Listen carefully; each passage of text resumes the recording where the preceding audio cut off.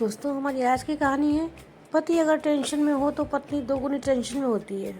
आप आ गए, हाथ मुंह धो लीजिए, खाना तैयार है। सुधा ने अपने पति अजय, जो कि अभी भी दुकान से आया था, दोपहर का खाना खाने उससे कहती है। अजय चुपचाप टेबल पर बैठ गया, बिना हाथ मुंह धोए। वह जैसे कहीं खोया सा था, इसलिए उसने सुधा की बातों पर ध्यान नहीं दिया और सीधा खाने की टेबल पर बैठ गया। सुधा, क्या हुआ? आपने हाथ नहीं धोए? आप तो कभी ऐसा नहीं करते, क्या बात है? अजय, बात? कौन सी बात? तुम भी ना यह सीरियल्स वगैरह कम देखा करो। हर वक्त तुम्हारे बातें सुनकर लगता है कि जैसे कोई सीरियल चल रहा है। जल्दी खाना दो, दुकान पर पप्पू को छोड़कर आया हूँ। पप्पू दुकान का एक कर्मचारी था। फिर सुबह अजय को खाना परोसती है। उसने आज अजय का पसंदीदा खाना छोले भटूरे बनाए थे, क्योंकि अजय का हर दिन एक ही जैसा होता था।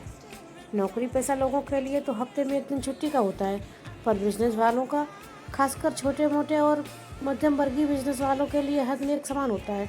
उनकी ना ही कोई छुट्टी होती है और ना ही घर से निकलने और लौटने का कोई समय होता है। कुछ दिनों से अजय थोड़ा परेशान दिख रहा था, तो उस दिन सुधा ने सोचा छोले भटूरे बनाने का, ताकि अजय को भी अच्छा लगेगा। पर वह जैसे ही अजय को छोले भटूरे परोसती है, अजय एकदम गुस्से में लाल होकर कहता है, सादा खाना भी खा लिया करो कभी। दोपहर का समय दाल चावल का होता है, पर नहीं, खाने का जो मन किया बना लिया। अरे थोड़ा बचत करना भी सीख लो। रोज़ रोज़ ऐसे पकवान बनाओगी तो वह दिन दूर नहीं जब हम लोगों को सामने हाथ फैलाने पड़ेंगे। सुधा, ये क्या बोले जा रहे हैं आप? हर रात आपको आने में इतनी देर हो जाती है, इसलिए मैं आपके पसंदीदा छोले भटूरे अब भी बनाए, ताकि आप गर्मा गर्म खा सकें। कितने दिनों बाद तो बनाई है, और दाल चावल तो रोज़ ही बनाती हूँ। एक दिन ऐसा खाना बनाने से हमें लोगों के सामने हाथ नहीं फैलाने पड़ेंगे। अजय, बस फिर शुरू हो गए सीरियल्स के डायलॉग। जैसा मैं कहता हूँ वैसा करो, बाकी मुझे अभी दुकान पर जाना है सीरियल देखने के। ना तो मैं फुर्सत में हूँ और ना ही मूड में। बाहरी दुनिया की कुछ खबर रखोगी तो यह सीरियल छोड़कर शायद तुम्हें आटे दाल का भाव पता चल जाए और उससे कुछ बचत करना भी सीख जाओ। बात को वहीं ख़त्म कर अजय दुकान पर चला जाता है और सुधा घर के कामों में लग जाती है। पर अजय का आज का बर्ताव उसे विचलित कर रहा था। आखिर क्या हो गया है इनको? ये तो पहले ऐसे न थे। जरूर कोई बड़ी बात है। आज रात को फिर से पूछती हूँ। रात को अजय देर से घर आता है। सुधा खाना गर्म करके उसे परोसती है, पर अजय कुछ नहीं कहता और चुपचाप अपना निवाला एक मन से खाने लगता है।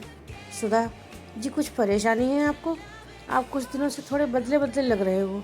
आप मुझे क्यों नहीं बताते? शायद हम दोनों मिलकर उसका कोई हल ढूंढ लें। अजय, हाँ है परेशानी, पर तुम्हें क्यों सुनना? क्या कर लोगी तुम सुनकर भी? पैसों की परेशानी है। बताओ, तुम निकाल सकती हो कोई हल? बिजनेस हमारा मंदा चल रहा है, पर तुम्हें उससे क्या? हर महीने खर्चा जो मिल जाता है, फिर चाहे वह मैं कैसे भी लाऊं? बचत करो बचत करो, हर वक्त यही कहता हूँ, ताकि आने वाले दिनों में कोई परेशानी ना हो। पर यहाँ तो किसी को कोई टेंशन ही नहीं है। किस तरह मैं कल विवेक भैया को पैसे लौटाऊंगा, यह सोच सोच कर मेरी सांस अटकी पड़ी है। और तुम सुलझाओगी मेरी परेशानी? बोलो, है कोई हल इन सब का तुम्हारे पास? सुधा, विवेक भैया के पैसे? अरे वही तो सूद ज़्यादा लेते हैं और उनके दिए गए पैसे वक्त पर ना देने पर बेइज्जती करते हैं। सोलक, आपने क्यों लिए उनसे पैसे? आपको और कोई नहीं मिला? अजय, हाँ नहीं मिला। हम छोटे मोटे बिजनेस वाले विवेक भैया जैसे लोगों पर ही निर्भर रहते हैं। हमें तो बैंक भी लोन देने में हिचकिचाते हैं, और फिर तो किसी और का ही क्या कहें। मैंने अपने बिजनेस को बढ़ाने के लिए कुछ पैसे लिए थे, मैंने आधे से ज़्यादा चुका दिया, पर अब बिजनेस मंदा पड़ने के कारण 3 महीनों से सूद भी नहीं दे पाया हूँ। इसलिए विवेक भैया ने अब मुझे पूरा कर्जा चुकाने को कहा है। मेरे पास तो अभी पैसे भी नहीं हैं, बस इसी बात पर मेरी नींद उड़ी हुई है। सुधा, कितने पैसे लौटाना है? अजय, पूछ तो ऐसे रही हो जैसे पैसों का खजाना हो। मैं जितना कहूँगा उतना दे दोगी। सुधा, आप बताइए ना। अजय हिचकिचाते हुए, सारे तो मैंने चुका दिए हैं, बस अब 50,000 के लगभग बाकी हैं। सुधा उठकर अलमारी खोलने लगती है। इस पर अजय कहता है, हाँ अब सीरियस की तरह कहोगी? यह लीजिए मेरे गहने, उन्हें बेचकर विवेक भैया के पैसे लौटा दीजिए। पर मेरी भी सुन लो, गहने लेने होते तो मैं कब का कह देता। तुम रखो यह सब नाटक। सुधा, सीरियल्स के पति लोगों की एक्टिंग आप भी अच्छी कर लेते हैं, पर मैं गहने नहीं पैसे दे रही हूँ, ये लीजिए। अजय, इतने पैसे तुम्हारे पास कैसे? सुधा, सीरियल्स की वजह से। अजय, मतलब? सुधा, मतलब हम औरतें घर का खर्चा के लिए 5 लेती हैं, तो उसमें 3 घर खर्च के करके 2 बचा लेती हैं, और आप फिजूल खर्ची की बात कर रहे हैं।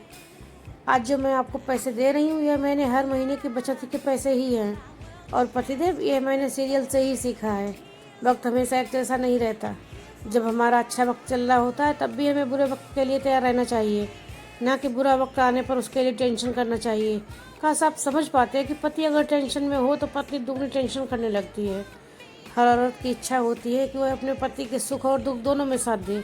आर्थिक रूप से वह भी साथ देना चाहती है, पर कभी कभी घर परिवार की जिम्मेदारियां संभालने के चक्कर में आर्थिक रूप से स्वावलंबी नहीं हो पाती। पर इससे उसका योगदान कुछ कम नहीं होता। वह घर को सुचारू रूप से चलाती है, तभी तो पुरुष आराम से बाहर काम कर पाते हैं। अजय, मुझे माफ़ कर दो सुधा, मैंने परेशानी में न जाने मैंने तुमसे कितना बुरा बर्ताव किया है, पर आज मैं सच में तुम्हें अपनी परेशानी बताने से मेरी परेशानी हल हो गई है। इसी बात पर मैं तुम्हें आज एक अपनी सच्चाई बताना चाहता हूँ। सुधा, सच्चाई? कौन सी सच्चाई?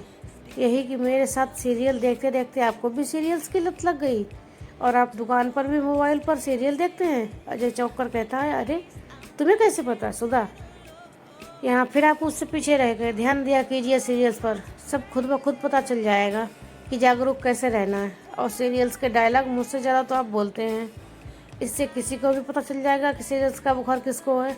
फिर दोनों हंसते हुए एक दूसरे को गले लगा देते हैं। दोस्तों, आपको मेरी कहानी कैसी लगी अवश्य बताइएगा और हमारे चैनल को सब्सक्राइब करना ना भूलिए।